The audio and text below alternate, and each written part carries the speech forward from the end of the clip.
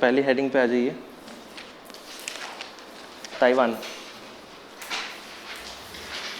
पहली हेडिंग वैश्विक मुद्दों पे चल रहे हैं अपन, और उसमें ताइवान है अगला। ताइवान में आप लिख लीजिए, किरीबाती और सोलोमन द्वीप ने, Kiribati and Solomon islands, Kiribati and Solomon द्वीप ने, Kiribati and Solomon islands have ended relation with Taiwan, ने ताइवान से रिश्ते समाप्त किए। Have ended relation with Taiwan, ने ताइवान से रिश्ते समाप्त किए। Full stop. It's capital is Taipei, इसकी राजधानी ताइपेई है। सबसे ऊंची बिल्डिंग भी है ताइपेई 101, दुनिया की ऊंची बिल्डिंगों में से एक। एंड ऑल्सो कॉल्ड आरओसी, और इसे आरओसी भी कहते हैं। ऑल्सो कॉल्ड आरओसी, और इसे आरओसी भी कहते हैं। इन द साउथ डायरेक्शन, दक्षिण दिशा में Luzon strait is present. Luzon जलडमरू मध्य है। Luzon, LUZON, Luzon strait is present. Luzon जलडमरू मध्य है।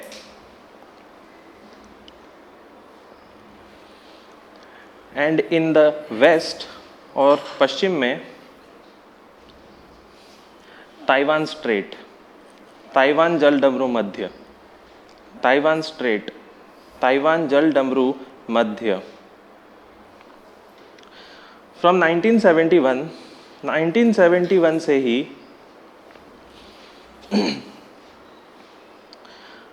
The UN permanent seat is removed, UN की स्थायी सीट से हटाया गया है। UN permanent seat is removed, UN की स्थायी सीट से हटाया गया है। किसको मिल गई सीट? चाइना को। ताइवान अपने आप को चाइना बोलता है, चाइना बोलता है कि ताइवान देश नहीं है, ये हमारा ही हिस्सा है। तो अब धीरे धीरे क्या कर रहे हैं, बहुत सारे देश उसको देश नहीं मानते हुए चाइना का हिस्सा मान रहे हैं। तो अभी लेटेस्ट में 2 देश हैं, किरीबाती और सोलोमन द्वीप, इन्होंने भी रिश्ते खत्म कर दिए हैं, समाप्त कर दिए हैं। ये हुआ है अभी तक। अगला, 10th Commonwealth youth parliament Delhi, 10वीं कॉमनवेल्थ युवा संसद दिल्ली में हुई।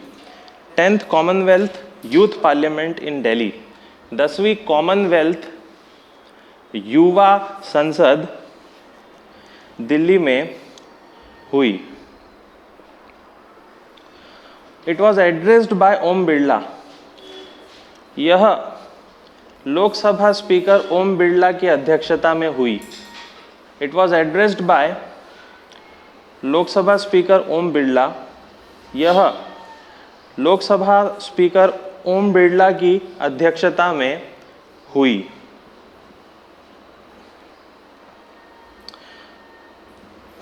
It is an annual meeting, यह वार्षिक सम्मेलन है या वार्षिक सभा है। It is an annual meeting, यह वार्षिक सभा है। Hosted by Commonwealth parliamentary association, जो कॉमनवेल्थ संसदीय संगठन करवाता है। Hosted by Commonwealth parliamentary association, जो कॉमनवेल्थ संसदीय संगठन करवाता है, ब्रैकेट में लिखना CPA। To bring together young people, युवाओं को एक करने के लिए या युवाओं को साथ लाने के लिए। To bring back young people, युवाओं को साथ लाने के लिए। कौन से युवा? ब्रैकेट में लिखो 18 से 29, 18 to 29,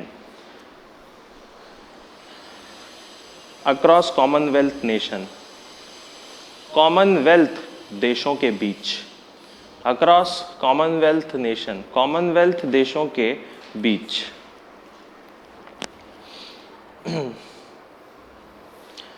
for India it is first time, Bharat के लिए पहली बार है। For India it is first time, Bharat के लिए पहली बार है। कॉमनवेल्थ क्या होता है वो हमें पता है, एक ज़माने में हम अंग्रेज़ों के गुलाम रहे हैं, वो सारे देश कॉमनवेल्थ का हिस्सा होते हैं। अगली हेडिंग, नॉन अलाइन मूवमेंट। नाम, असहयोग आंदोलन, नॉन अलाइंड मूवमेंट, ब्रैकेट नाम, NAM। इसके बारे में हम पढ़ चुके हैं। नाम का वो पूरा मीटिंग हुई थी कहाँ पे? प्रधानमंत्री मोदी नहीं गए थे, वाइस प्रेसिडेंट को भेज दिया था, वेंकैया नायडू को, तो वो गए थे और ये हुआ था अजरबैजान के बाकू में। ओके, तो इसके बारे में लिखना है अपन को, वापस लिख लो। Venkaiah Naidu represented from India, Bharat की ओर से वेंकैया नायडू गए। Venkaiah Naidu represented from India, Bharat की ओर से वेंकैया नायडू गए। इन 19th समिट, 19वें सम्मेलन में, इन अजरबैजान बाकू, अजरबैजान देश के बाकू में, इन अजरबैजान बाकू, अजरबैजान के बाकू में।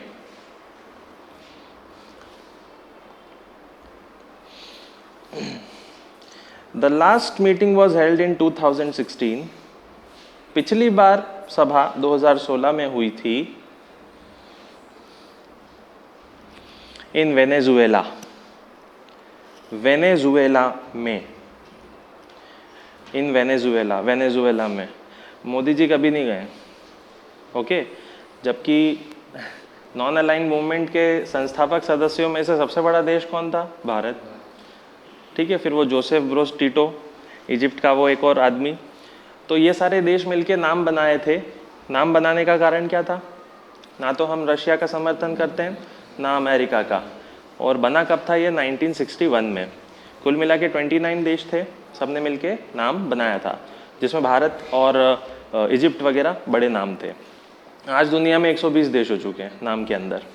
तो राष्ट्रवादी संगठनों में सबसे बड़ा नाम नेम का भी आता है, बट उतना रेलेवेंट नहीं रहा है। अब इतिहास लिख लो आप। 19th लिखिए। It was made in 1961। इसकी शुरुआत 1961 में हुई।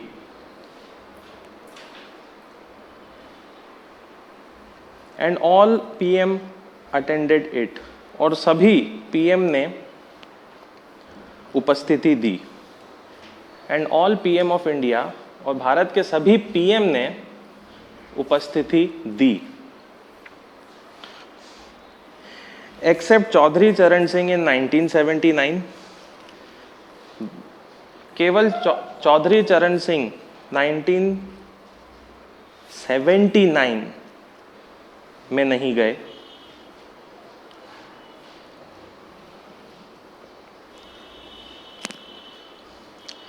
एंड मोदी ऑल्सो, और मोदी भी, बाकी सब गए हैं इन दो के अलावा। इन 19th मीटिंग, इस 19वें सम्मेलन में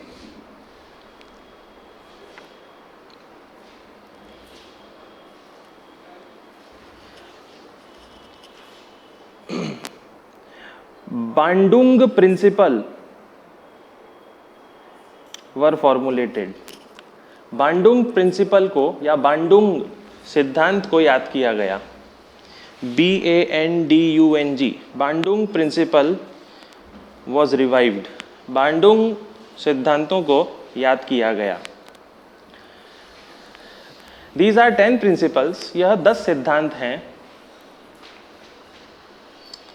फॉर वर्ल्ड पीस, विश्व शांति के लिए। फॉर वर्ल्ड पीस, विश्व शांति के लिए। बांडुंग कहाँ पर है वो लिख लेना, इंडोनेशिया। तो नाम की कोई एक समिट रही होगी जो इंडोनेशिया में हुई होगी, इंडोनेशिया के बांडुंग में हुई थी। ओके, तो ये चीज़ें चल रही हैं। इसके अलावा एक और इम्पॉर्टेंट, बांडुंग किसके पास में? तो जकार्ता के पास में। जकार्ता राजधानी इंडोनेशिया की, और जकार्ता राजधानी शिफ्ट कहाँ पे हो रही है? कालीमंतान में हो रही है, वो हमने पढ़ लिया है। ठीक है।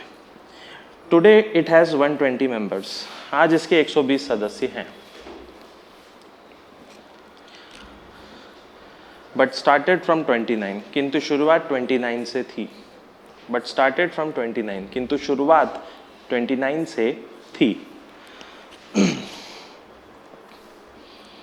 अगली हेडिंग बड़ी इम्पॉर्टेंट है। वो जब कश्मीर का मामला शुरू हुआ था जवाहरलाल नेहरू के समय में, तो क्या गलतियां की थी उन्होंने, और अगर किसी और व्यक्ति को ये मामला दे देते तो शायद वो गलती नहीं होती, वो सब हमने पढ़ रखा था। सरदार वल्लभ भाई पटेल को बोला था राजसी रियासतों को एक करना है, लेकिन कश्मीर का मामला उन्होंने अपने हाथों में रख लिया था जवाहरलाल नेहरू ने कि मैं बात करूँगा।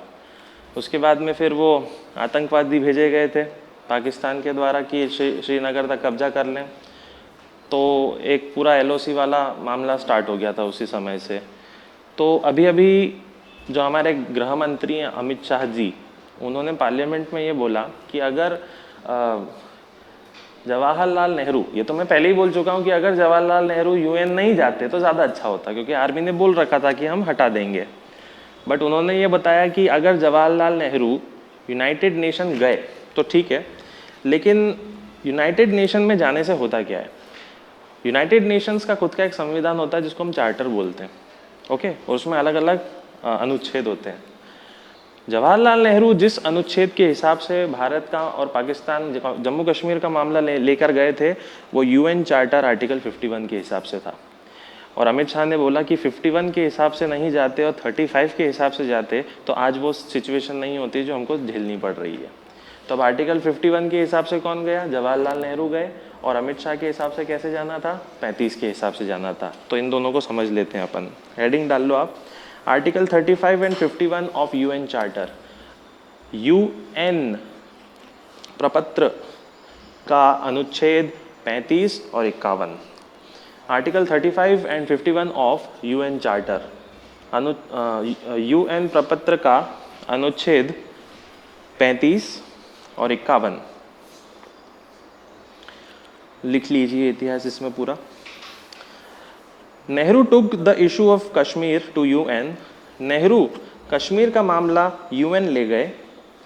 Nehru took the issue of Kashmir to UN। Nehru Kashmir का मामला UN ले गए अंडर आर्टिकल 51, अनुच्छेद 51 के तहत। अंडर आर्टिकल 51, अनुच्छेद 51 के तहत। तो अनुच्छेद 51 का मतलब लिख लीजिए। इट मीन्स, इसका अर्थ है that if any UN member is attacked, कि यदि कोई भी UN सदस्य पर हमला हो, if any UN member is attacked, कोई भी UN सदस्य पर हमला हो, it has a right for collective self defence, तो वह स्वयं के संगठनात्मक रक्षा का अधिकार रखता है। It has right of collective self defence, तो वह स्वयं के संगठनात्मक सुरक्षा का अधिकार रखता है। टिल सच टाइम, और उसी वक्त UNSC will take measures. UNSC आगे का कार्य संभालेगा। UNSC विल टेक मेजर्स, यानी सुरक्षा परिषद। UNSC विल टेक मेजर्स, संयुक्त राष्ट्र सुरक्षा परिषद आगे का कार्य संभालेगा। फॉर इंटरनेशनल पीस, अंतर्राष्ट्रीय शांति के लिए। फॉर इंटरनेशनल पीस, अंतर्राष्ट्रीय शांति के लिए। Full stop. अगली लाइन से लिखो, Nehru could also used article 35। Nehru को अनुच्छेद 35 का इस्तेमाल भी करना था। Nehru could also use article 35। Nehru को अनुच्छेद 35 का इस्तेमाल भी करना था। एज ऑफ अमित शाह, अमित शाह के अनुसार। हाँ, अमित शाह तो पैदा भी नहीं हुए थे, अभी की बात बोल रहा हूँ। एज ऑफ अमित शाह, अमित शाह के अनुसार। लिख लो इसका मतलब क्या होता है। Article 35, any member of UN, UN का कोई भी सदस्य may take dispute to UNSC और UNGA, कोई भी मामला UNSC या UNGA may take dispute to UNSC और UNGA, कोई भी मामला UNSC और UNGA स्ट्रेट फॉरवर्ड सीधे ले जा सकता है। UNSC या UNGA जनरल असेंबली आम सभा सीधे ले जा सकता है। If two parties could not resolve the matter, यदि दो पार्टियां मतभेद नहीं सुलझा लें, if two parties could not resolve the issue, यदि दो पार्टी यानी भारत पाकिस्तान अपने मतभेद ना सुलझा पाए, ज़्यादा फर्क नहीं है, बात तो वही है, बट फर्क इतना है कि 51 ये बोलता है कि आपको आपकी रक्षा करने का पूरा हक है और सुरक्षा करने में अगर आप आस पड़ोसियों को भी बुला लेते हो तो वो भी आपका अधिकार है, तो आप रक्षा कर सकते हो। ओके, और अगर कुछ भी नहीं होता है तो फिर आप यूनाइटेड नेशंस में अप्लाई कर सकते हो। लेकिन फिर क्या होगा 51 में, आगे का मामला पूरा कौन संभालेगा? हम ही संभालेंगे। तो अमित शाह का कहना था इससे अच्छा कि पूरा का पूरा मामला बिना झगड़े ही सीधे सीधे पहुंचा देते स्टार्टिंग में ही। और कहाँ पहुंचा देते? यूएनएससी या जीए में। तो वो संस्था ऐसी थी जो नई बनी थी, उसको काम करना था अंतर्राष्ट्रीय शांति का, और 35 के हिसाब से अगर वो कार्य करती तो शायद जल्दी ही वो पूरा मामला सुलझ जाता। ओके, क्योंकि स्ट्रेट फॉरवर्ड वो मामला यूएनजीए या यूएनएससी में चला जाता। तो ये हमारे अंतर्राष्ट्रीय संस्था वाला काम पूरा खत्म हो गया, इंटरनेशनल इश्यूज। अब अगले पे आ जाते हैं। हेडिंग डाल लीजिए, खतरनाक हेडिंग है, इकोनॉमी अर्थव्यवस्था, इकोनॉमिक्स अर्थव्यवस्था। बहुत लंबी दूरी ले ली अपन ने, अब अपन इकोनॉमिक्स पे आ गए हैं। 10-15 दिन यही चलेगा। अब इकोनॉमिक्स फिर से आ गया, इधर का इकोनॉमिक्स खत्म हो गया है, इधर का शुरू हुआ है।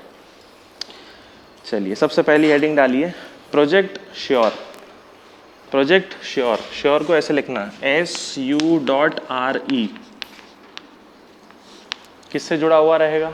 दिख ही रहा है, स्मृति ईरानी है तो कपड़ा उद्योग से ही जुड़ा होगा, तो लिख लीजिए इसके बारे में। Smriti Irani launched this project. Smriti Irani ने यह प्रोजेक्ट शुरू किया या स्मृति ईरानी द्वारा शुरू। It's full form is sustainable resolution. इसका पूरा नाम सतत संकल्प है। It's full form is sustainable resolution. इसका पूरा नाम सतत संकल्प है।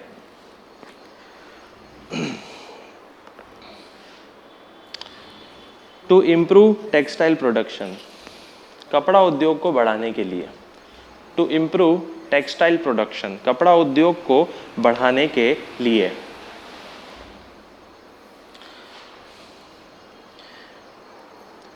यूनाइटेड नेशंस एंड रिलायंस, संयुक्त राष्ट्र एवं रिलायंस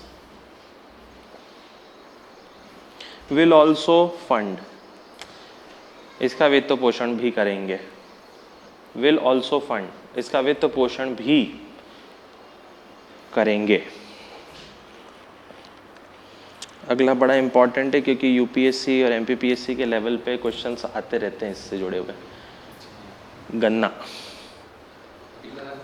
शुगर केन। हाँ, क्या होता है, बहुत कॉमन सा क्वेश्चन बना देते हैं कि जो भी फसल उगती है उसका भाव तय कौन करता है। ओके, तो भारत में अगर गन्ना उगता है तो इसका भाव जो तय करते हैं वो केंद्र सरकार भी कर देती है और राज्य सरकार भी कर देती है। लेकिन गन्ने से अल्टीमेटली बनता क्या है? शक्कर। शक्कर का भाव कौन तय करेगा? ना तो केंद्र ना राज्य, बाजार तय करते हैं। ओके, तो उसको क्या कहते हैं, उससे जुड़े हुए क्वेश्चंस आते हैं। लिख लो आप। शुगर सेक्टर, शक्कर क्षेत्र, FRP and buffer stock. FRP एवं buffer stock, FRP and buffer stock, FRP एवं बफर स्टॉक। अब एफआरपी क्या होता है वो समझेंगे। लिखिए FRP का full form, fair and remunerative price, निष्पक्ष एवं लाभदायक मूल्य।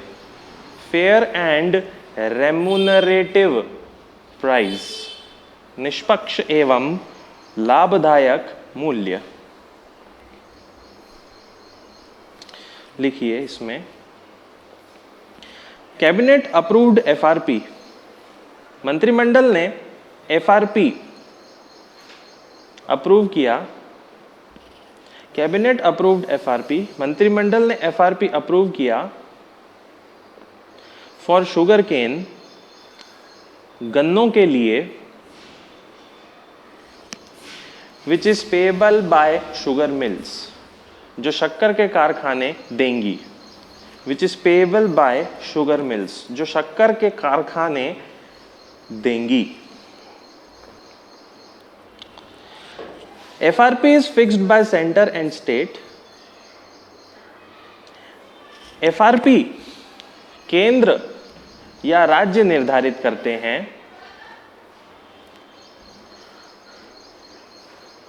फॉर शुगर केन, गन्नों के लिए। बट फॉर शुगर, किंतु शक्कर के लिए, इट इज मार्केट डिपेंडेंट, बाजार पर निर्भर होना पड़ता है। इट इज मार्केट डिटरमाइंड या डिपेंडेंट, इसे बाजार पर निर्भर होना पड़ता है। ओके, FRP का मतलब ये कि केंद्र सरकार या राज्य सरकार बोलेंगी कि गन्ने का भाव क्या रहेगा मिनिमम, ताकि इससे नीचे कोई नहीं खरीदे। तो ये जो मिनिमम प्राइस है ये किसको देना पड़ेगा, ये गन्ना जाएगा शक्कर की फैक्ट्रियों में, तो शक्कर की फैक्ट्री के मालिकों को उसी FRP का प्राइस देना पड़ेगा किसानों को। सपोज इन्होंने बोल दिया कि 1000 रुपए में एक लॉट बिकेगा, तो वो 1000 से नीचे नहीं जा सकता। शक्कर कारखाने का मालिक, वो देना ही पड़ेगा उसको 100%। बट उसने अब बाद में शक्कर बना दी, तो शक्कर का भाव क्या होगा वो केंद्र सरकार और राज्य सरकार निर्धारित नहीं करेंगी, वो बाजार में जो जैसा भाव चलता है मांग के अनुसार वैसा ही चलेगा। ओके, केंद्र सरकार के पास नहीं होती है ताकत, सरकारों के पास ताकत नहीं होती है। लिख लो, FRP is the minimum price, FRP वह न्यूनतम मूल्य है। FRP is the minimum price, FRP वह न्यूनतम मूल्य है at which sugar cane is purchased, जिससे गन्ना खरीदा जाता है। At which sugar cane is purchase, जिससे गन्ना खरीदा जाता है। फ्रॉम फार्मर्स, किसानों से। फ्रॉम फार्मर्स, किसानों से। तो FRP कौन फिक्स करता है, गवर्नमेंट फिक्स करती है बोल दिया, लेकिन गवर्नमेंट का कौन सा डिपार्टमेंट करेगा वो भी लिखो। It is fixed by CACP, इसका निर्धारण CACP करता है। It is fixed by CACP, निर्धारण CACP करता है। Full form, commission for agriculture cost and prices, कृषि लागत और मूल्य आयोग। Commission for agriculture cost and prices, कृषि लागत और मूल्य आयोग। Under sugar cane order of 1966, गन्ना आदेश 1966 द्वारा। अंडर शुगर केन ऑर्डर 1966, गन्ना आदेश 1966 के द्वारा। Full stop. आगे समझ में FRP ये होता है। अब वो शक्कर बन जाएगी तो किस भाव में बिकेगी, वो FRP नहीं होगा, वो कुछ और ही होगा, मार्केट प्राइस होगा।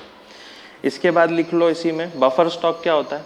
बफर स्टॉक बहुत इजी है, बफर यानी भंडार, स्टॉक मतलब भंडार करना, बफर मतलब बहुत सारा। तो शुगर केन के भंडार को बफर स्टॉक बोलते हैं, या किसी भी अनाज के भंडारण को बफर स्टॉक बोला जाता है। लिख लो, टिल जुलाई 31, 2020, जुलाई 31, 2020 तक, टिल जुलाई 31, 2020, 31 जुलाई 2020 तक 40 lakh metric tonnes of sugar, 40 lakh metric tonne शक्कर is approved by cabinet.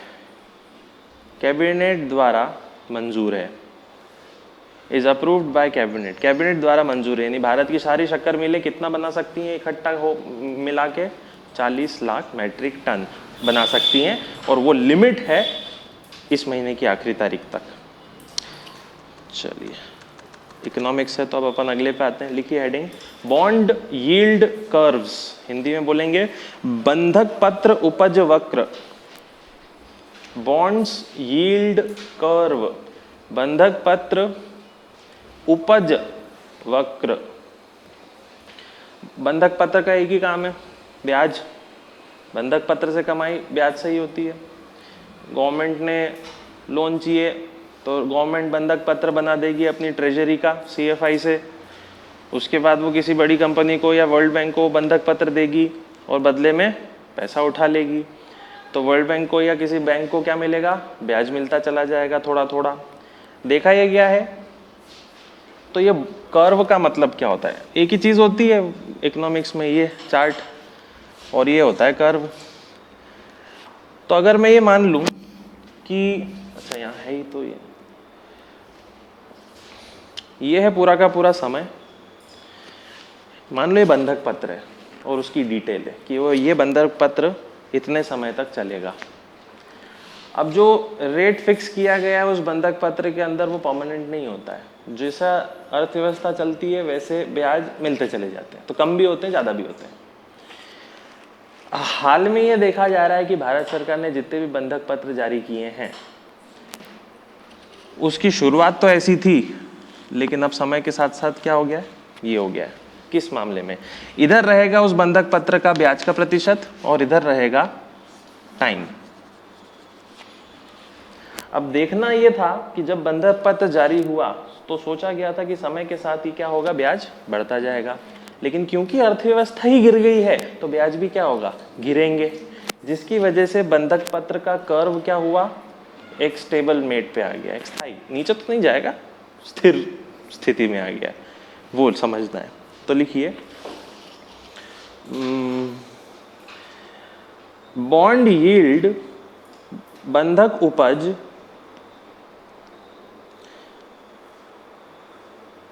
is a return that a bond earns, bond पर मिलने वाला मुनाफा होता है, is a return that bond earns, bond या बंधक पर मिलने वाला मुनाफा होता है,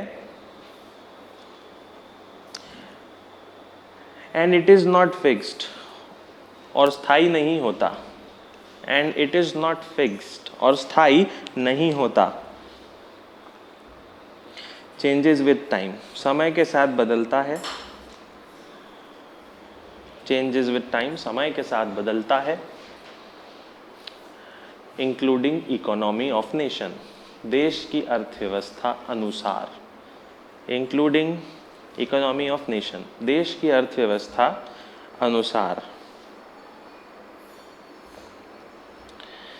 if the curve is steep, यदि वक्र तीव्र हो, if the curve is steep, यदि वक्र तीव्र हो, तीव्र मतलब ऊंचाई तेजी से ऊपर जा रहा है, इट शोज फास्ट इकोनॉमी, तो वह अर्थव्यवस्था की तेजी को बताता है, इट शोज फास्ट इकोनॉमी, तो वह अर्थव्यवस्था की तेजी बताता है, वाइसा वर्सा, वाइसा वर्सा यानी अगर नीचे रहेगा, स्लो रहेगा तो अर्थव्यवस्था की गिरावट को बताता है। बहुत इजी कॉन्सेप्ट है, आपको याद रखना है ये बॉन्ड कर्व क्या होता है, अर्थव्यवस्था से जुड़ा हुआ रहता है। यहाँ पे बॉन्ड नहीं पढ़ना है, यहाँ पे ये पढ़ना है कि बॉन्ड के ब्याज अगर नीचे जाते हैं तो ये दिखाता क्या है कि हाँ अर्थव्यवस्था भी नीचे जा रही है। केवल ये फाइनल लाइन है इसको समझने के लिए। चलिए अगला, ठीक है, मैच्योरिटी समय ऊपर प्रतिशत बॉन्ड का, और ये कर्व है। फिर से आ गया ये GEM, government e market place, यानी भारत सरकार का वो पोर्टल जिससे भारत सरकार अपनी सारी खरीदारी करती है। सरकार की हर खरीदी अब कहाँ से हो रही है, जेम से हो रही है ऑनलाइन। तो बहुत सारे एमएसएमई, छोटे छोटे उद्योग, बड़े उद्योग अपने प्रोडक्ट जेम में डाल देते हैं और सरकार को जहाँ जैसा ठीक लगता है वहाँ से वो उसको खरीद लेती है। तो इससे फ़ायदा ये हो रहा है कि लंबे समय तक खरीदी रुक गई, फिजिकल मनी का आदान प्रदान रुक गया, उसमें प्रॉब्लम होती थी। अब यहाँ तो एक बार पेमेंट करना और सारा माल आपको घर पे मिलेगा, यानी सरकार को मिल जाएगा। तो जेम के बारे में पढ़ लेंगे। लिखिए जेम, GEM। अब जेम क्या होता है वो तो आपने पढ़ रखा है। जेम के बारे में नया कुछ क्या आया है? एक कंपनी है भारत की बहुत बड़ी, SAIL, steel authority of India. Steel authority of India Bharat की पहली सरकारी कंपनी बन गई है जिसने अपने आप को रजिस्टर कहाँ करवाया? जेम। ये याद रखना है, ठीक है? तो लिख लो, steel authority of India limited, भारतीय स्टील प्राधिकरण limited, steel authority of India limited, भारतीय स्टील प्राधिकरण limited becomes the first government company, प्रथम सरकारी कंपनी बनी।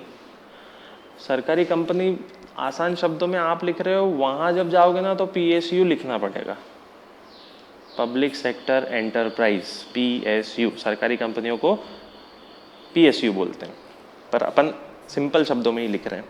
Becomes the first government company, प्रथम सरकारी कंपनी बनी, टू एंटर जेम, जेम में जाने हेतु, जेम में आने के लिए, ऐसा भी लिख सकते हो।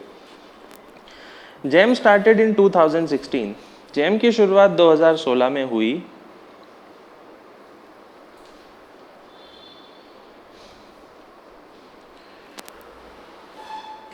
फॉर पब्लिक प्रोक्योरमेंट, सरकारी खरीदी के लिए, फॉर पब्लिक प्रोक्योरमेंट, सरकारी खरीदी के लिए, ऑफ गुड्स एंड सर्विसेज, वस्तुओं और सेवाओं की, वस्तुओं और सेवाओं की।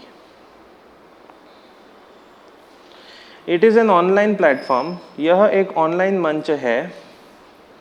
It is an online platform, यह एक ऑनलाइन मंच है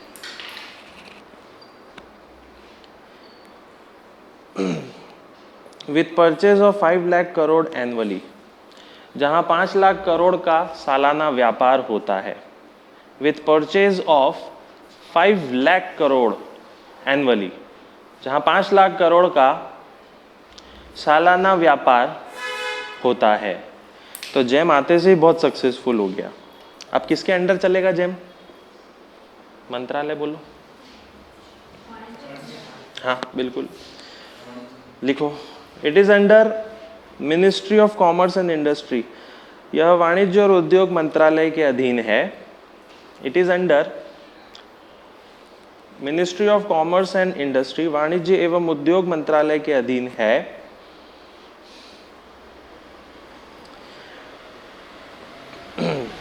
बट होस्टेड बाय DSG, किंतु इसको संभालने का काम DGS&D करता है। But it is maintained by, संभालने का काम DGS&D करता है। फुल फॉर्म लिख लेना इसका इंग्लिश में। DG से क्या होगा? Director general of supply and disposal. तो फुल फॉर्म लिख लो, director general of supply and disposal. तो क्वेश्चन कभी आ जाए कि DGS&D किसके अंडर में होता है, शॉर्ट फॉर्म में पूछ लेते हैं कई बार, तो आपको याद रखना वाणिज्य मंत्रालय के अधीन में होता है। ठीक है, सप्लाई एंड डिस्पोजल, सप्लाई करना या डिस्पोज करना, दोनों।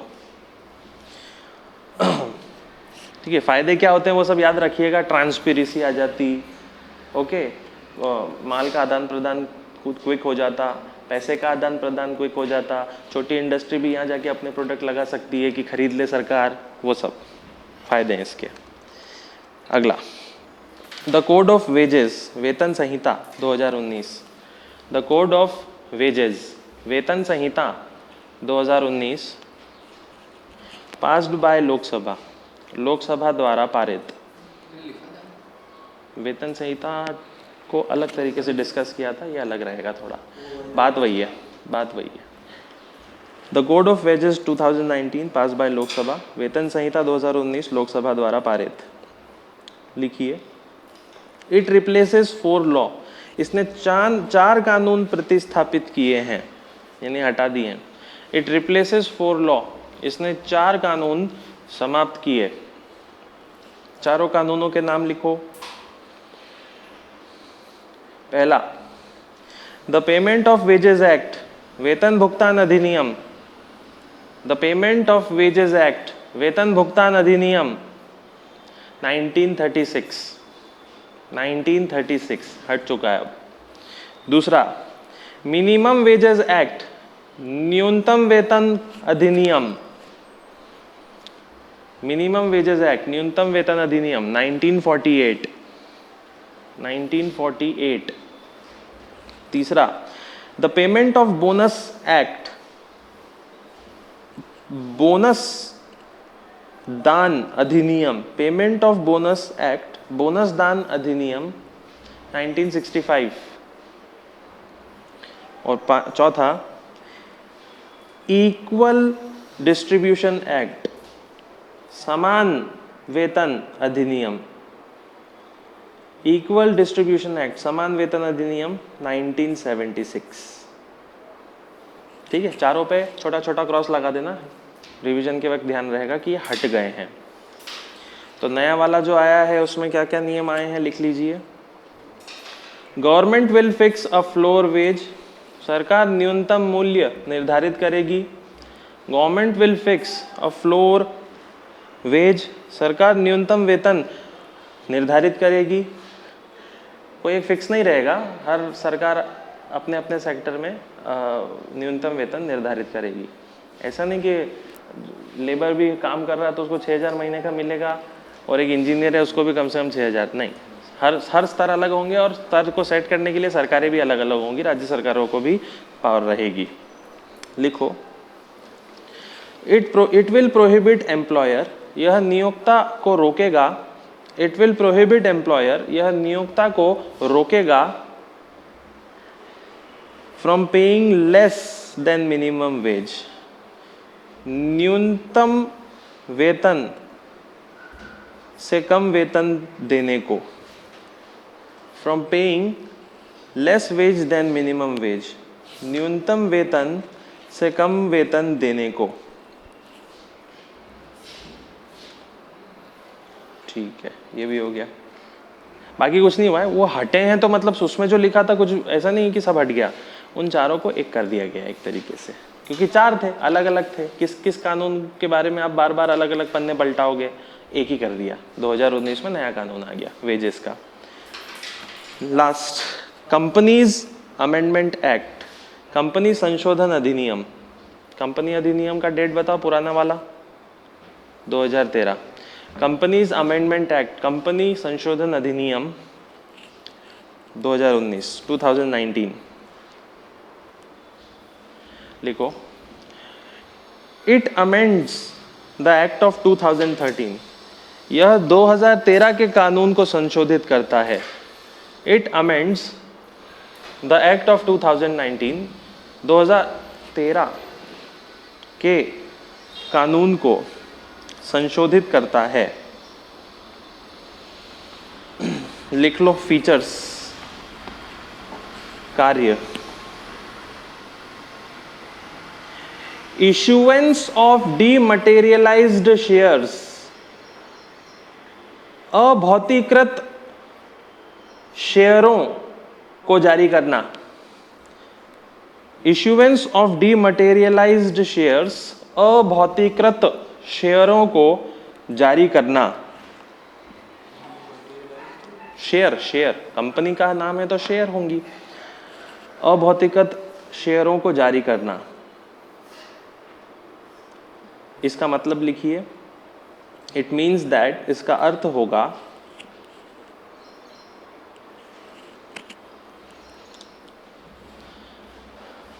that shares will not be attached to any product, कि शेयर किसी वस्तु से नहीं जुड़ेंगे। That shares will not be attached to any product, कि शेयर किसी वस्तु से नहीं जुड़ेंगे,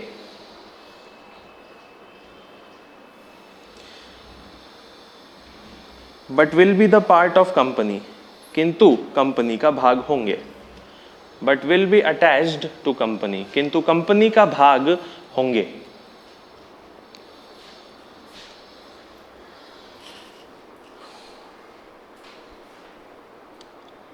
if a company gets in crime or default, यदि कंपनी में कोई अपराध या यदि कंपनी कोई अपराध करती है, if company gets into default, यदि कंपनी कोई अपराध करती है, it will be under 16 compoundable offences, तो वह 16 यौगिक जुर्मों में आएगी। It will be under 16 compoundable offences, तो वह 16 यौगिक जुर्म में आएगी। ठीक है, जिसे पशमनीय भी बोलते हैं, प्रशमनीय जुर्म, कंपाउंडेबल और नॉन कंपाउंडेबल ऑफेंसेस बिल्कुल क्लियर रखना, बार बार बता रहा हूँ। कंपाउंडेबल का मतलब होता है, छोटे शब्दों में समझना हो तो क्षमा करने योग्य अपराध, ऐसे अपराध जिसमें सुलह हो सकती है और माफ़ी हो सकती है। तो नॉन कंपाउंडेबल क्या हो जाएगा, रेप वगैरह, क्षमा नहीं किया जा सकता, सज़ा दिया जाता है। तो अगर कंपनी कोई घोटाला करती है, धोखेबाजी करती है, तो वो 16 कंपाउंडेबल ऑफेंसेस में आएगी, मतलब उनको मौका मिलेगा कि शायद उनको क्या मिल सकती है, क्षमा मिल सकती है। ओके, क्योंकि कंपनी गलती कर रही है का मतलब क्या, कोई एक इंसान नहीं गलती कर रहा है, सब कर रहे हैं, या ज़्यादातर लोग कर रहे हैं, या बोर्ड ऑफ डायरेक्टर कर रहे हैं। ठीक, संशोधन होता है और पुराना दिन 1956 तो कंपनी चलती है इन कानून से या संशोधन होते हैं इन कानून से? दोनों से कोई हाँ, वो भी चलता है और ये भी चलता है। संशोधन का मतलब क्या है कि जो शुरुआती कानून है वो तो वहीं का वहीं बना हुआ रहेगा, लेकिन साथ में पिछले पेज में बहुत सारी चीज़ें जुड़ जाएंगी, या उस पूरे कानून में अगर कोई आर्टिकल है, कोई ऐसा सेक्शन है जिसमें कुछ जोड़ना है, तो उसमें लिखा जाएगा कि ये 2019 में जोड़ा गया।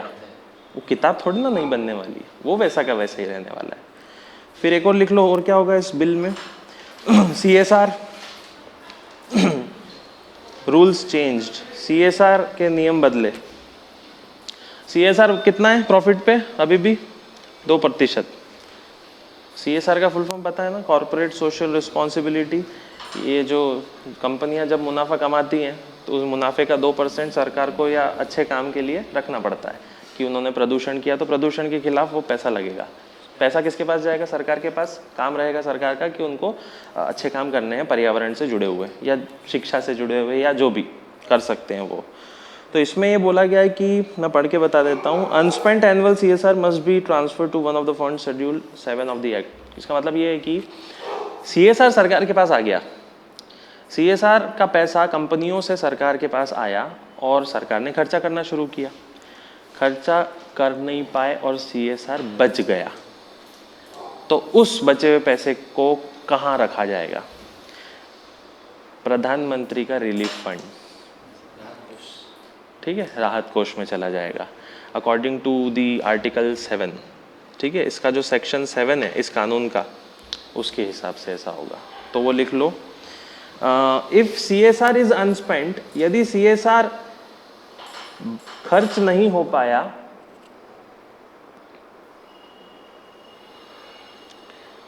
It must be transfer to PM relief fund, तो वह PM राहत कोष में चला जाएगा। It will be transfer to PM relief fund, तो वह PM राहत कोष या इसके जैसे और बहुत सारे कोष होंगे राहत के, उसमें चले जाएगा विदिन 6 मंथ, 6 महीनों के अंदर। ब्रैकेट में लिख लेना, शेड्यूल 7 ऑफ द एक्ट,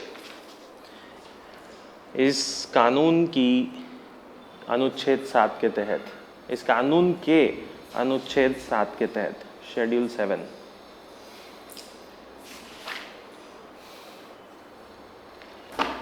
चलिए, ये भी हो गया। अब अगले पे आ जाते हैं, लिखो। ये मोदी जी के अलावा ये भी घूम रहे थे हमारे राष्ट्रपति, तो ये गए थे शायद फिलीपींस गए थे, देखते वो सब एक जैसे दिखते हैं ना, तो देश में थोड़ा हाँ फिलीपींस ही गए थे, लिख लो। राष्ट्रपति की फिलीपींस यात्रा, राष्ट्रपति की फिलीपींस यात्रा, सब 2019 का ही है, लिखिए। मनीला में भारत फिलीपींस व्यापार सम्मेलन, मनीला में भारत फिलीपींस व्यापारिक सम्मेलन और चौथे भारत आसियान सम्मेलन को संबोधित किया, और चौथे भारत आसियान व्यापार सम्मेलन को संबोधित किया। RCEP से भले ही बाहर है, लेकिन आसियान को थोड़ा ना छोड़ा है हमने, आसियान से तो ट्रेड चल ही रहा है।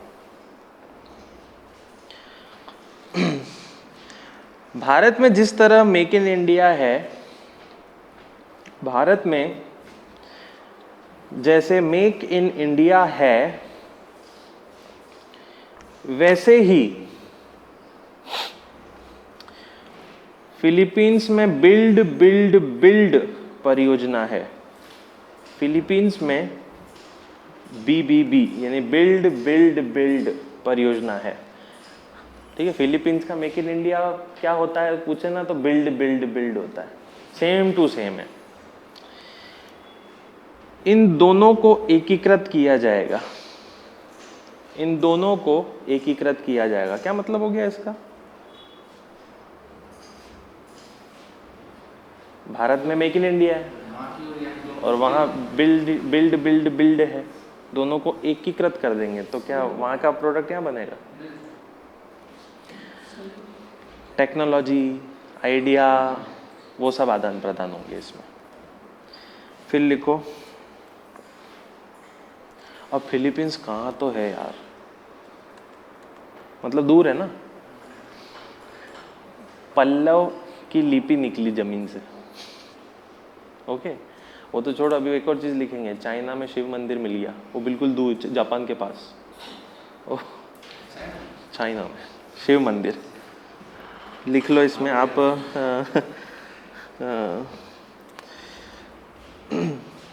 पल्लव लिपि से जुड़ी शिलालेख,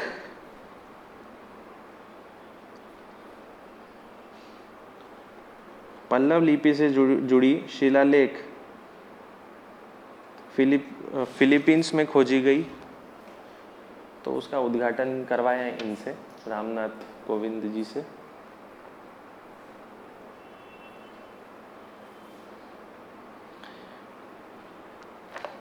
एवं बुद्ध देवी तारा की सोने के प्रतिमा भी मिली, एवं बुद्ध देवी तारा की सोने की मूर्ति भी मिली।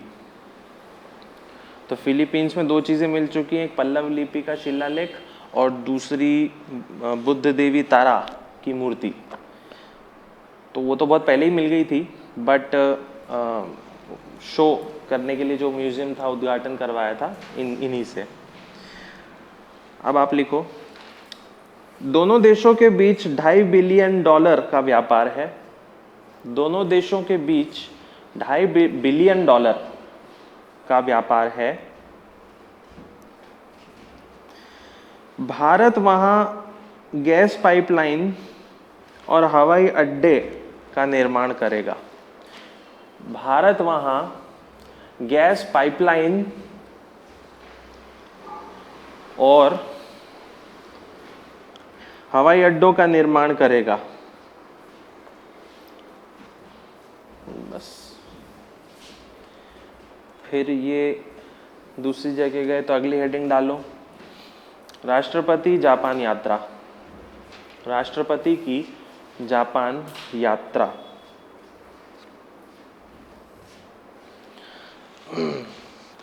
वो जापान के सारे सम्राटों की लिस्ट हमने पढ़ रखी है, ओके। हिरोहितो, तो हाँ, ताइशो पीरियड, बहुत सारे पीरियड पढ़े थे अपन ने। तो अब क्या हो रहा है कि हिरोहितो के जो बेटे थे वो बूढ़े हो गए और उनके जो बेटे थे नारुहितो वो सम्राट बन गए। तो सम्राट बनने के लिए जो समारोह हुआ था उसमें इनको इनवाइट किया गया था, भारत के राष्ट्रपति को इनवाइट किया गया था समारोह में। तो आप लिख लीजिए, सम्राट नारुहितो के राज्याभिषेक समारोह में भाग लिया। सम्राट नारुहितो के राज्याभिषेक में भाग लिया सुकीजी होंगवानजी। सुकीजी होंगवानजी मंदिर गए। सुकीजी होंगवांगजी मंदिर गए, ब्रैकेट में लिखना बुद्ध मंदिर है, सुकीजी होंगवांगजी।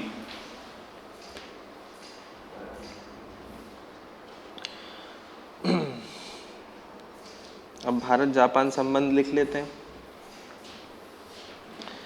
2014 में दोनों देशों के बीच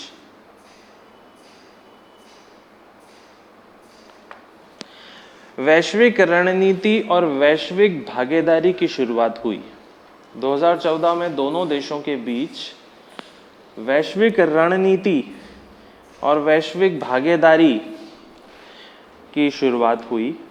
वो मालूम है ना, शिंजो आबे और मोदी जी मिले थे, तो वो उस मिलने से ये फायदा हुआ था कि वैश्विक रणनीति और वैश्विक भागीदारी शुरू हुई थी। इसी वैश्विक रणनीति और भागीदारी के तहत अहमदाबाद मुंबई बुलेट ट्रेन की शुरुआत हुई है। और लिख लो, 2018 में डिजिटल साझेदारी शुरू। 2018 में डिजिटल साझेदारी शुरू है।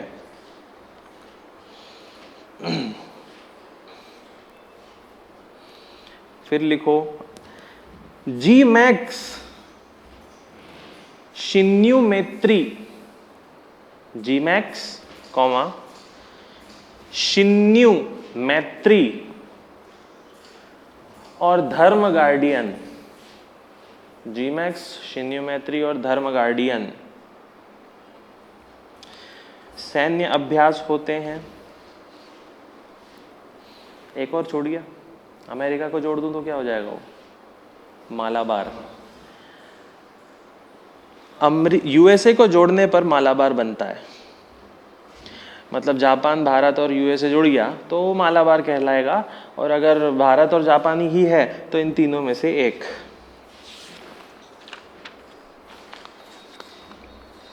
अगली हेडिंग इंपॉर्टेंट, भारत की वजह से एक बहुत बड़ा संगठन बना है, अंतर्राष्ट्रीय बन चुका है, अंतर्राष्ट्रीय सौर गठबंधन, इंटरनेशनल सोलर अलायंस।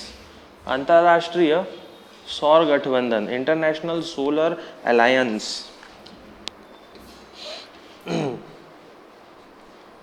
इसमें आप लिखिए, इसकी स्थापना भारत की पहल से हुई।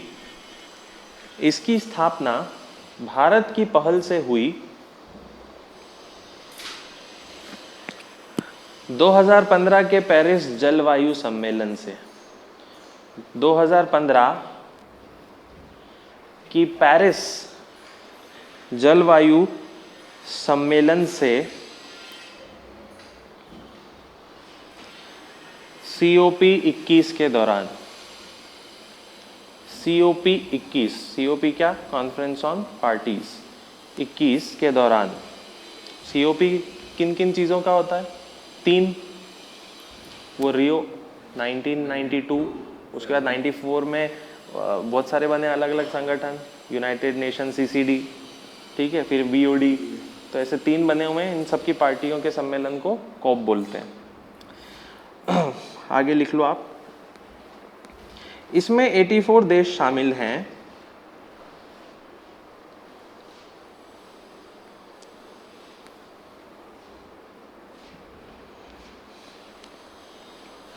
और मुख्यालय हरियाणा गुरुग्राम में है। हेडक्वार्टर गुरुग्राम हरियाणा।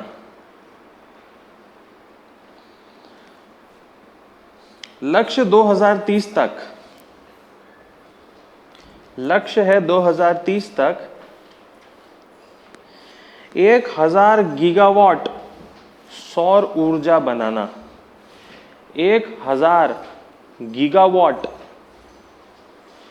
सौर ऊर्जा बनाना। भारत का नहीं है ये वर्ल्ड का है। इसमें से भारत ने पहले बोला था कि हम 70-75 गीगावाट बना लेंगे, फिर कॉन्फिडेंस आया तो बोल रहे हैं कि 2030 तक हम 100 के पार चले जाएंगे। ओके, भारत का कहना है, ये आपने वैश्विक लिखा। हाँ बिल्कुल मिलेगी ना, सोलर पैनल पे पूरी सब्सिडी दे रही है गवर्नमेंट। फिर आप लिखिए इसमें इम्पोर्टेंट में क्या हो सकता है। हाँ लिखो, इसमें वह देश शामिल होते हैं जो कर्क और मकर रेखा के बीच होते हैं। जो कर्क एवं मकर रेखा, tropic of cancer, tropic of capricorn के बीच होते हैं। ठीक है, ऑब्वियस है ना, गर्मी जहां ज्यादा होगी सूरज की। ये कल हमने पढ़ लिया था, सीरिया और तुर्की, याद आया? कुर्दिस्तान बनाने के लिए। तो इमेज आज देख लेते हैं। टर्की ऊपर है, सीरिया नीचे है, ईरान इराक साइड में आ गए। और ये जो आपको बिल्कुल येलो टेरिटरी दिख रही है, ये है कुर्दिश। तो कुछ कुर्दिश तुर्की में है, सीरिया में है, इराक ईरान में भी हैं। तो इसके बारे में हमने कल क्या लिखा था कि जब क्या हुआ था, कुछ हुआ था ना, तुर्की ने हमला करा था कुर्दिश लोगों पर, और उस ऑपरेशन का नाम नहीं लिखा था हमने, ऑपरेशन पीस स्प्रिंग नाम था उसका, वो ध्यान रखना। बाकी कहानी पूरी मैंने बता दी थी कि किस तरीके से कुर्दिश ने सहायता करी आईसिस से लड़ने के लिए अमेरिका की, और उसके बाद जब अमेरिका पीछे हटा तो तुर्की ने हमला कर दिया कुर्दिश लोगों पर। तो लिखिए, तुर्की ने कुर्दिश लोगों पर हमला किया। तुर्की ने, ऑपरेशन का नाम उस वाले में लिखना है, उस वाले में लिख लो, operation peace spring. Operation peace spring, ठीक है। वो कुर्दिश लोगों को क्या चाहिए यहाँ पे, उनको कुर्दिस्तान बनाना है, देश बनाना है, क्योंकि वादा किया गया था प्रथम विश्व युद्ध में ट्रीटी ऑफ सेवरे से, सेवरे की संधि से। फिर ये भी पढ़ रखा है हमने, इसमें कोरोना था नारियल पानी में इसमें भी देखो ये भी पढ़ रखा है, बहुत सारी चीज़ें रिपीट हो रही है। भारत चीन का रिश्ता, तो रिश्ता खराब होने से पहले अच्छा हुआ था एकदम। ये कहाँ पे आए थे? मामल्लापुरम यानी महाबलीपुरम में, और दोनों ने मीटिंग रखी थी। ऑफिशियल थी या अनऑफिशियल? अनऑफिशियल थी पूरी तरीके से। इसके अलावा ये जो अनऑफिशियल मीटिंग है कब से शुरू है? 2018 से। 18 में मोदी गए थे चाइना वुहान, और 19 में ये आ गए महाबलीपुरम में, ठीक है। अब इसमें आपको ये ध्यान रखना है कि अभी जो मामला चला है गलवान घाटी का, उसके पहले कौन सा मामला चल रहा था? तो वो मामला चल रहा था भारत, भूटान और चीन के ट्राई जंक्शन पर, जिस जगह का नाम क्या है? डोकलाम। तो डोकलाम वाली सिचुएशन ठीक हो गई, उसके बाद ही ये मीटिंग हुई थी। ओके, अब अगली बारी किसकी है? मोदी जी की जाने की चीन, पर अभी तो नहीं जाएंगे जब तक सिचुएशन ठीक नहीं होती है। तो अनौपचारिक बैठक शायद हो सकता है 2020 में ना हो, 21 में हो जाए या 22 में हो, सिचुएशन ठीक करने के लिए। उसके अलावा मामल्लापुरम एक अपने आप में पूरा का पूरा जीके का भंडार है, आपको ध्यान रखना है। पल्लवकालीन समय से है, 7वीं 8वीं शताब्दी में पूरा डेवलपमेंट हुआ, रथ मंदिर वगैरह है यहाँ पर, ठीक है। ये सब हमने पढ़ रखा है पहले भी। इसके बाद में एक और इम्पॉर्टेंट चीज़ हुई थी, जब ये यहाँ पर आए थे तो चाइना का फुजियान प्रांत और भारत का तमिलनाडु को सिस्टर स्टेट्स का दर्जा दिया गया है। ऐसा का ऐसा दर्जा सिस्टर सिटीज़ का कहाँ कहाँ हुआ है? जापान का शहर कोबे, ठीक है, अहमदाबाद और कोबे में हुआ है।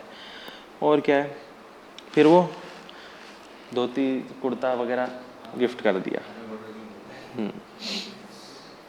इसके बाद में इम्पोर्टेंट एक और है कि ये जब यहाँ पे आए थे तो इन्होंने आश्वासन दिया था कि कैलाश मानसरोवर यात्रा में हम आपको मौका देंगे कि आप कैलाश मानसरोवर कहाँ है, चाइना में है, तिब्बत में है, लेकिन तिब्बत तो अब चाइना ने हड़प लिया। तो कैलाश मानसरोवर जो हिंदू धर्म के अनुसार बहुत पवित्र जगह है, परमिशन लेके जाना पड़ता है चीन की, तो इन्होंने बोला परमिशन दे देंगे, और वो एरिया वहीं है लद्दाख में, ठीक है। तो आश्वासन देना नहीं देना दोनों का काम है, क्या करें। ये तो पढ़ लिया था ना, ठीक है, इसमें अपन कुछ लिखेंगे नहीं। फिर भारत बांग्लादेश, वो भी पढ़ लिया हमने। तो भारत बांग्लादेश में, अरे वाह गजब आज के टाइम पे देखो तो कितना ये मामल्लापुरम में का ही है शॉर्ट। हाँ, भारत बांग्लादेश ये हमने पढ़ लिया है, 2-3-4 बार रिपीट किया हमने। शेख हसीना जब भारत आई उसके पहले एक और मीटिंग हो चुकी थी वर्ल्ड इकोनॉमिक फोरम में, विश्व आर्थिक मंच में पहले ही मिल चुके थे। उसके बाद में न्योता दिया गया, न्योते के बाद ये मिलने आई थी। फिर कुल मिला के समझौते कितने हुए तो आपको याद रखना, 7 समझौते हुए, लेकिन सऊदी अरेबिया बोले तो 12, ठीक है। सऊदी अरेबिया के साथ 12 समझौते किए हैं। इससे 7 कौन कौन से समझौते किए हैं, जैसे कि तटीय निगरानी रखने के लिए रडार स्थापित होगा, भारत करेगा स्थापित। उसके अलावा चटगांव और मोंगला बंदरगाह बनाएगा, डेवलप करेगा भारत। उसके बाद त्रिपुरा में पेयजल आपूर्ति के लिए फेनी नदी का जल का उपयोग किया जाएगा भारत के द्वारा। फिर लाइन ऑफ क्रेडिट वगैरह मिलेगा, भारत लोन देगा। हैदराबाद विश्वविद्यालय और ढाका विश्वविद्यालय दोनों साथ में मिलेंगे और ज्ञापन में समझौता करेंगे। फिर शिक्षा के लिए क्या क्या होगा, त्रिपुरा में एलपीजी गैस का आयात वगैरह होगा। रामकृष्ण मिशन ढाका में विवेकानंद भवन छात्रावास वगैरह बनेगा, उद्घाटन हो गया उसका। और डिप्लोमा इंजीनियरिंग करने के लिए इंस्टीट्यूट बनाएगा, शिक्षा में बहुत सारे काम करेगा, वो हमने पढ़ लिया था, ठीक है। ये शेख हसीना है, फिल्टर लगा दो तो ऐसा हो जाता है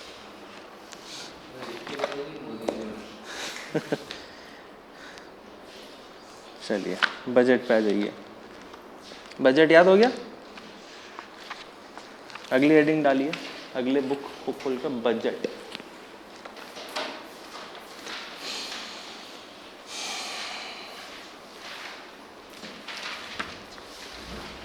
स्वच्छ भारत मिशन जो हुआ है, चल रहा है, उसमें जो गांवों को रैंकिंग दी जाती है उस रैंक को क्या बोलते हैं, गांवों को क्या बोला जा रहा है। 99% या 100% गाँव में अब टॉयलेट्स बन चुकी है, तो वो गांव को टैग दिया जाता है, वो टैग को क्या बोलते हैं, ODF, ओपन डेफिकेशन फ्री, खुले में शौच मुक्त गांव, ओके। तो अब क्या हो रहा है, ODF तो हो गया, तो अब क्या हो रहा है, अब कौन सा नया टैग मिलेगा गाँवों को वैसा का वैसा बनाने के लिए, क्या इतना क्या सोच रहे, ODF प्लस ठीक है। चलो आखिरी हेडिंग कहाँ तक लिखी थी आपने उसकी, बजट की, रेलवे हो गया था। इंफ्रास्ट्रक्चर में आपके 103 लाख करोड़ रुपए, जिसको हम क्या बोल रहे हैं, पाइपलाइन प्रोजेक्ट, नेशनल पाइपलाइन। उसके बाद में हाईवे कितने किलोमीटर बनने वाले हैं, 12 लॉट बनने वाले हैं हाईवे के, 6000 किलोमीटर, ठीक। इसके बाद रेलवेज कितने की बनने वाली है, इलेक्ट्रिफिकेशन कितना होगा, 27,000 किलोमीटर, ठीक है, ये भी लिख लिया आपने। 2 चीज़ें कॉमन है, याद रखना, ये जो आपने 27,000 किलोमीटर लिखा है ना, 2 चीज़ें बहुत कॉमन है इसमें। अगर आपसे पूछ लिया जाए रेलवे लाइन में विद्युतीकरण कितना, तो भी 27,000 किलोमीटर, और आपसे पूछ लिया जाए कि गैस पाइपलाइन भारत में कितने डलेंगी, वो भी वही रहेगा, सेम। गैस पाइपलाइन और बिजली से चलने वाली ट्रेन की लंबाई वो सेम रहेगा। अभी क्या कुछ रिकॉर्ड बनाया है क्या, 2-3 किलोमीटर की ट्रेन चला दी, 2.9 किलोमीटर लंबी ट्रेन भारत ने बनाई और दौड़ा दी, कल परसों की बात है। अब वो जीके में तो क्या आएगा फिर भी। नहीं नहीं, मैं तो वो रिकॉर्ड की बात कर रहा हूँ। दुनिया की सबसे लंबी ट्रेन, और इतनी कितनी, हाँ 3-3.5 किलोमीटर की है वो पर वही ना, और 4 इंजन लगे हैं उसमें, आगे पीछे एक एक और बीच में 2 एक साथ। वही पाइथन बनाया था। तो अब वो तो है भारी, कुछ रख के नहीं गए थे वो, क्या कुछ रिकॉर्ड नहीं बनाना था उनको, उनको खाली डब्बे ले जाने थे इधर उधर एक साथ, तो वो एक साथ ले गए थे। डब्बे भरे हुए होते तो कैसे जाती, तो चलती ही नहीं। चलो लिख लो आप, इंडियन रेलवे के बाद लिखो, ये बंदरगाह नहीं हुआ था, लिख लो पोर्ट्स एंड वाटरवेज, बंदरगाह एवं जलमार्ग। पोर्ट्स एंड वाटरवेज, बंदरगाह एवं जलमार्ग। बिल्कुल एंड टाइम पर अपन जलमार्ग सारे देखेंगे, नेशनल वाटरवे कहाँ कहाँ बने हुए हैं, पर अभी के लिए लिखो to start economic activity along river banks, नदी के किनारों पर आर्थिक गतिविधि शुरू करने के लिए। To start economic activity along river banks, नदियों के किनारों पर आर्थिक गतिविधि शुरू करने के लिए पीएम स्टार्टेड अर्थ गंगा कॉन्सेप्ट, प्रधानमंत्री ने अर्थ गंगा को शुरू किया। अर्थ गंगा मतलब क्या, गंगा यानी नदी, अर्थ मतलब पैसा, तो किनारों पर सेटअप होंगी फैक्ट्रीज या छोटे छोटे उद्योग जो प्रदूषण नहीं करें, वैसे वाले। तो केवल पोर्ट्स में सिर्फ बजट में यही हुआ है, अर्थ गंगा, ये याद रखना है। अगला लिखो एयरपोर्ट, हवाई अड्डे, इसमें लिख लो 100 एयरपोर्ट विल बी डेवलप्ड, 100 हवाई अड्डों का विकास होगा। 100 एयरपोर्ट विल बी डेवलप्ड, 100 हवाई अड्डों का विकास होगा बाय 2024 तक, अंडर उड़ान स्कीम, उड़ान योजना के तहत, अंडर उड़ान स्कीम, उड़ान योजना के तहत। Aircraft will increase from 600 to 1200, हवाई जहाज 600 से बढ़ के 1200 किए जाएंगे। Aircraft will increase from 600 to 1200, हवाई जहाज 600 से बढ़ाकर 1200 किए जाएंगे। और ये नाटक पता है, मैं पिछले 2014 से सुन रहा हूँ, हर बजट में ये एक ही बात बोलते हैं। और पैसा रिलीज कर देते हैं। हाँ, तो कुछ चीज़ें बजट में सेम ही रहती हैं हर साल।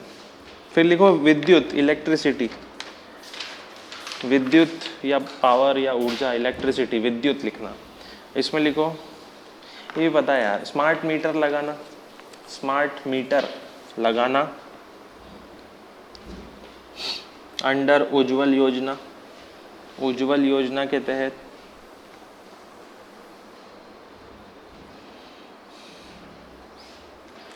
$22 करोड़ प्राप्त होंगे, 20 crore will be proposed, 22 crore, 22,000 crore, 22,000 crore will be proposed, 22,000 crore प्राप्त होंगे फॉर रीन्यूएबल एनर्जी सेक्टर, नवीकरणीय ऊर्जा क्षेत्र के लिए, रीन्यूएबल एनर्जी सेक्टर, नवीकरणीय ऊर्जा क्षेत्र के लिए।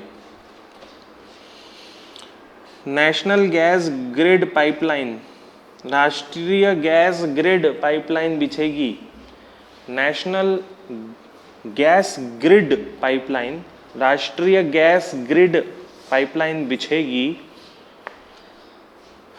टू 27,000 किलोमीटर, 27,000 किलोमीटर तक, टू 27,000 किलोमीटर, 27,000 किलोमीटर तक।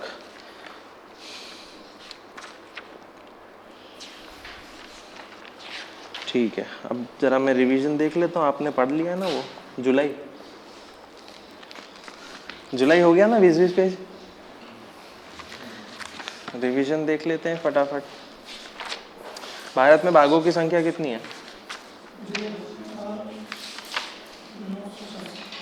3,000 में कितनी कम? सबसे ज्यादा बाघ एमपी दूसरे नंबर पे कर्नाटक, एमपी में है 226, कर्नाटक में 2 कम कर देना 224।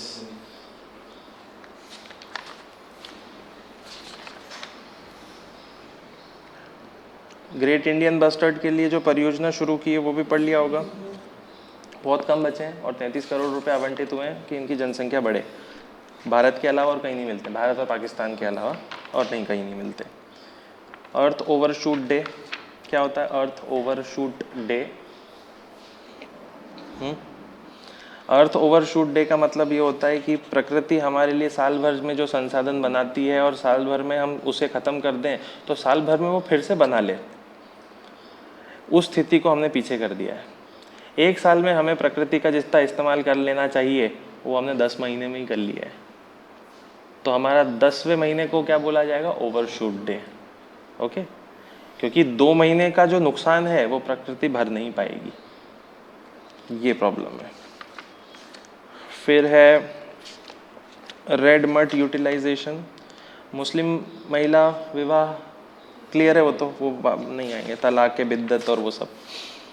ट्रांसजेंडर पर्सन वो भी कानून, ठीक है। इसके बाद में सरोगेसी बेल वो भी कानून है, पढ़ रखे हैं। इसके बाद में स्टडी इन इंडिया कार्यक्रम, विदेशी बच्चों को बुलाने के लिए, ज़्यादातर अफ्रीका से आएंगे। गगनयान पूरा पता होना चाहिए, गगनयान से क्वेश्चन बनेगा। सॉरी, मिशन मून, ठीक है। चंद्रयान द्वितीय पूरा याद रखना है, वो प्रज्ञान रोवर का नाम है और उसमें कुल मिला के 3, एक रॉकेट गया, वो सब प्लीज़ याद कर लेना, वो भी तो बनना है, क्वेश्चन तय है उसका, ठीक है। ऑर्बिटर है, लैंडर को विक्रम कह रहे हैं और रोवर को प्रज्ञान बोल रहे हैं चंद्रयान के अंदर। उसके अलावा बहुत सारे पेलोड लगे हुए थे, तो कितने पेलोड लगे हुए थे? तो 8, 3 और 2, यानी 11 और 13 पेलोड लगे थे। फिर डीएनए से जुड़े हुए कानून आ गए हैं कि भैया भारत सरकार डीएनए जो एकत्रित करती है वो क्रिमिनल रिकॉर्ड्स के लिए अब स्टार्ट हो जाएंगे, ताकि पता चल सके जितने भी अपराधी हैं जो रेप से जुड़े हुए हैं उनका डीएनए रिकॉर्ड्स मेंटेन किया जाएगा। फिर दिया भी है अधिकार लोगों को कि कोई गलत व्यक्ति फंस जाता है किसी केस में और उसका डीएनए सेव हो जाता है गवर्नमेंट के पास, तो वो व्यक्ति अपराधी नहीं है तो वो अप्लाई कर सकता है कि वो रिकॉर्ड को हटाया जाए, डिलीट किया जाए। फिर बायोलॉजिकल रिसर्च डेटा, सेम वही बातें करी थी उसमें भी। संस्कृति वगैरह पढ़ लिया था, कल्चर।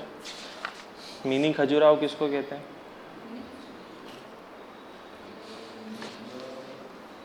जुलाई के आखिरी वाले पेज में चले जाना तो मिल जाएगा उसमें। महाराष्ट्र का गढ़चिरौली मार्कंडेश्वर मंदिर, शिव मंदिर है, मार्कंडेश्वर मंदिर गढ़चिरौली महाराष्ट्र में, उसको मिनी खजुराहो बोलते हैं।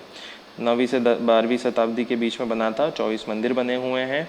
और वेन गंगा जो है मध्य प्रदेश से ही निकलती है, वेन गंगा, और महाराष्ट्र जाती है, उसके पास स्थित है, ठीक। नागर वगैरह तरीका है, नागर है, तरीके होते हैं ना मंदिर के, अलग अलग तरीक़ों से बनते हैं, नागर शैली। इसके बाद संगीत नाटक अकेडमी अवार्ड मिल गया है, रिलीज़ हो गया है। संगीत नाटक अकेडमी जो है वो 1952 में सरकार ने बनाई थी और एक कानून के तहत बनती हैं ऐसी सोसाइटीज़ जिसको सोसाइटी पंजीकरण अधिनियम 1860 कहते हैं। ओके, सोसाइटीज़ रजिस्ट्रेशन एक्ट 1860, ये भी हमने कई बार पढ़ा है, 1860। तो इसके तहत संगीत नाटक अकेडमी अवार्ड बना। अब पुरस्कार कितने दिए जाते हैं? 3 पुरस्कार मिलते हैं, एक फेलोशिप, दूसरा संगीत नाटक एकेडमी अवार्ड और तीसरा उस्ताद बिस्मिल्लाह खान युवा पुरस्कार। इसमें रूल ये रहता है कि 40 से ज़्यादा अवार्ड एक बार में नहीं दिए जाएंगे, हर साल 40 लोगों को दिया जा सकता है। तो फेलोशिप में किस किस को मिला है, ये बड़ा इंपॉर्टेंट था, बहुत ज़्यादा इंपॉर्टेंट। तबला वादक को मिल चुका है इस साल, जाकिर हुसैन, ठीक। दूसरा सोनल मानसिंह को मिल चुका है, बड़ा फेमस नाम है भरतनाट्यम के लिए। भरतनाट्यम कहाँ का है?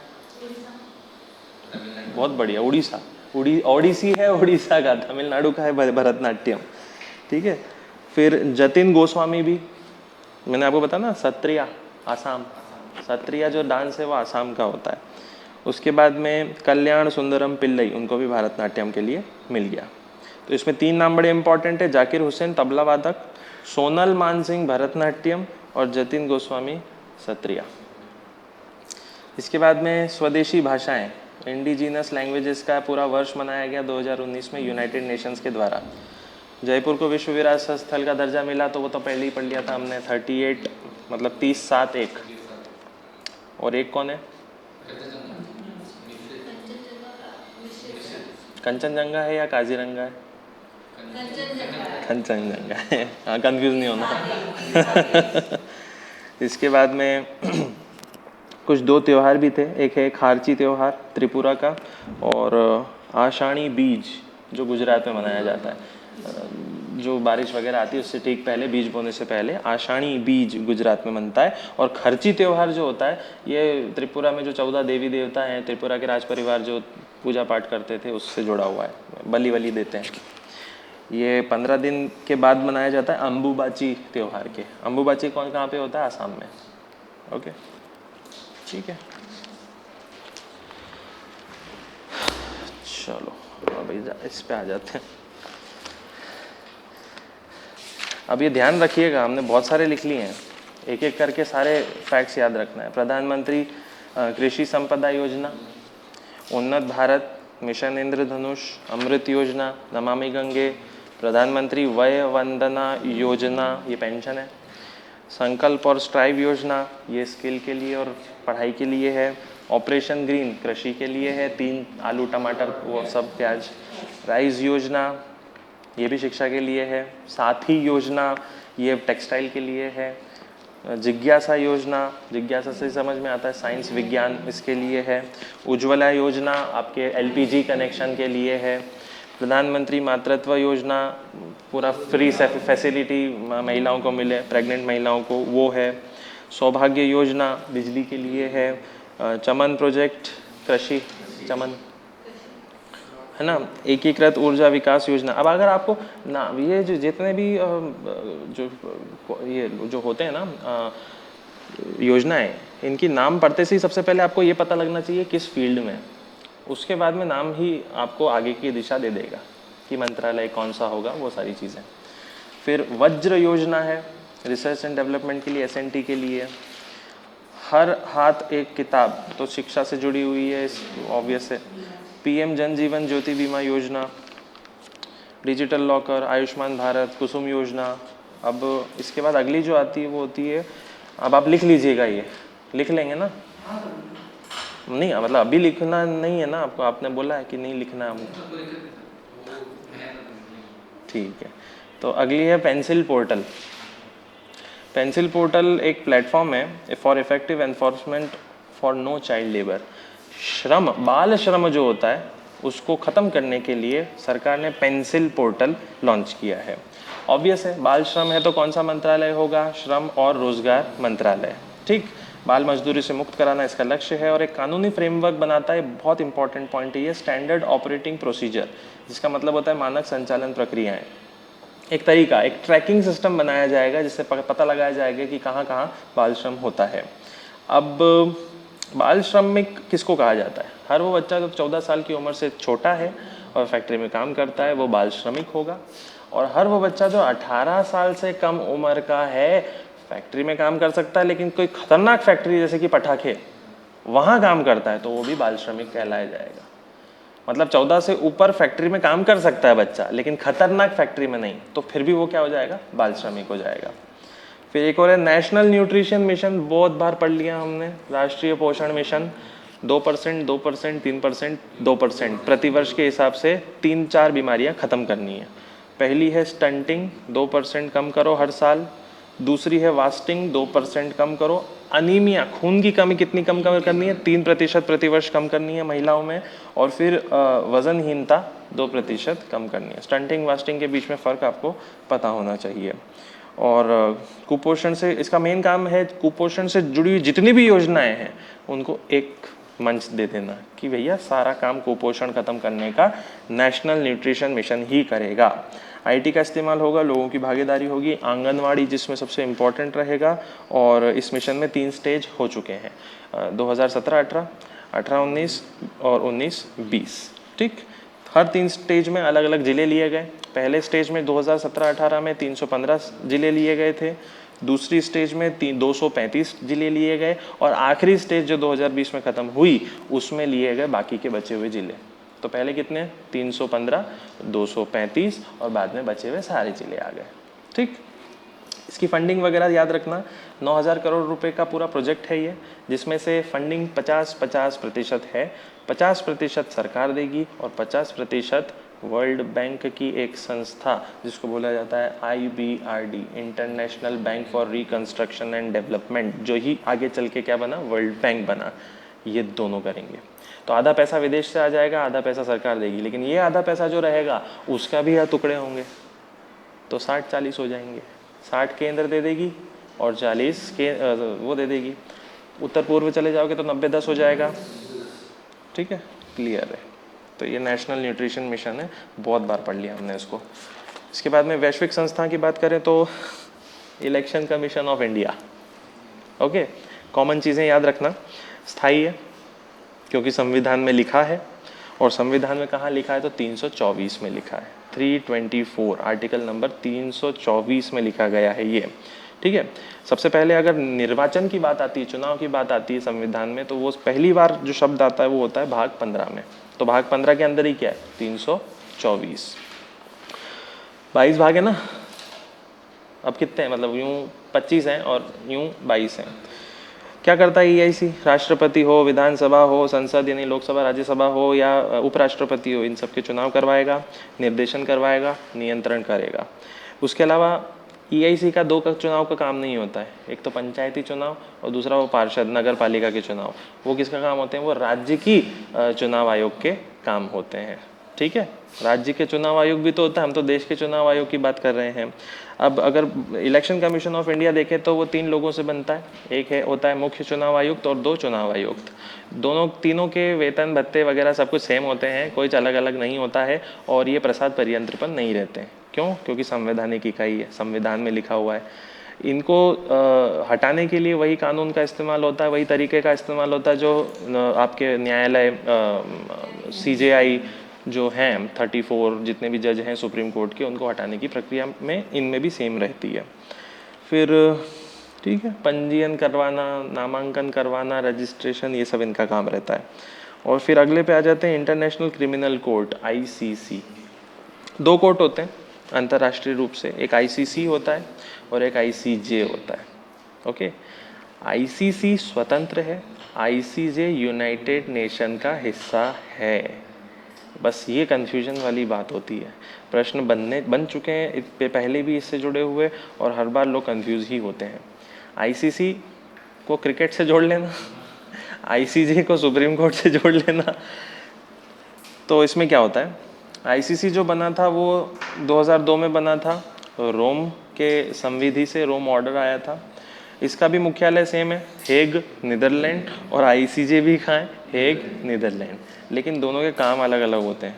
ठीक है, अभी इसमें कुल मिला के 123 सदस्य हैं। सबसे नया है मलेशिया और एक भाग गया है फिलीपींस। फिलीपींस को अभी हमने पढ़ा भी, फिलीपींस इससे अलग हो चुका है और मलेशिया इसमें आ चुका है। तो 1, 2, 3 मेंबर हैं, 123। इसके बाद में इसका काम क्या रहता है? संगठित अपराध और अंतर्राष्ट्रीय जो अपराध होते हैं उनकी सुनवाई करना, कार्यवाही करना है, वो सब।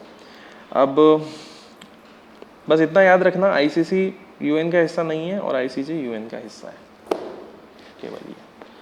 ठीक है।